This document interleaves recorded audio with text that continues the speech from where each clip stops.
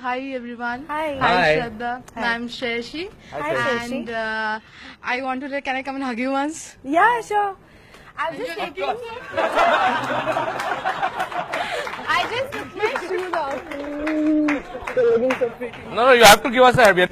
I have. All four. 1 second. Hello. No, she only wants to give it to me. Yeah. I love hugs. I love to give hugs.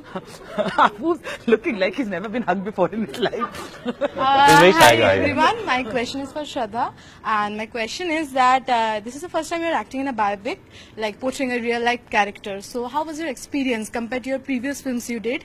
And another question is that was it difficult for you to transform yourself into a real life character of Haseena Parker? Yeah, it was very difficult. But I think that with every film has its own challenges. And this one, of course, being based on a real life character, I think that, you have that much of a responsibility to be very true to what you're portraying and the information that you're showing as well. And also when it is a titular biopic and you are that character, it is also you feel the burden also a bit more, I guess. And your facial expressions was also different while you... Those cheeks, man.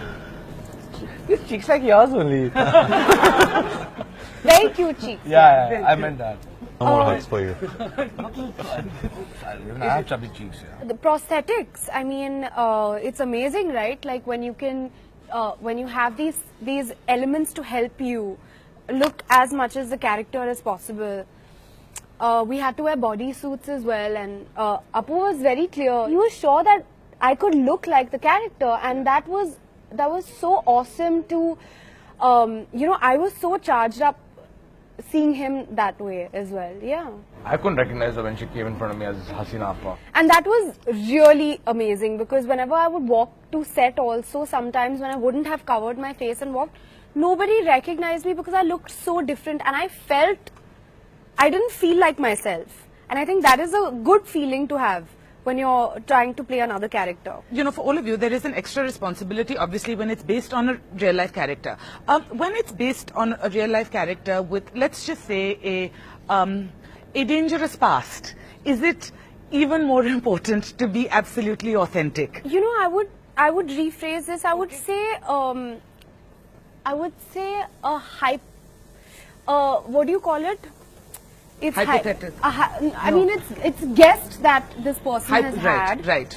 That because nobody really knows actually what's happened. There are but there are 88, right? 88. Yes, 88 cases against her, but she went to court only once. Right. And that also she was not implicated. She was exactly. She was given bail. So because there was no real so no one was going on, evidence against her. Yeah. So that's the thing. When you talk about it, we all know and we do respect a judicial system which works perfectly. But think they could pinpoint her and she was living pretty freely. So yes, in a way, you can say that she was a gangster, but also people living in her neighborhood think that she was a godmother. So there's a 2 point of views to everything. And the film actually is more of a woman's journey, and I think that is the journey Shraddha has lived through, because that is the journey of a woman who from 17, by the time the film ends, is 45. The changes in her walk, the changes in the speech, the changes in her clothes. She gets pregnant in the movie 4 times. She becomes a widow. She loses a brother. So that is an internal journey what Shraddha went through. And I think it's amazing because I think this is the first time in my experience I've shot the film in a chronological order.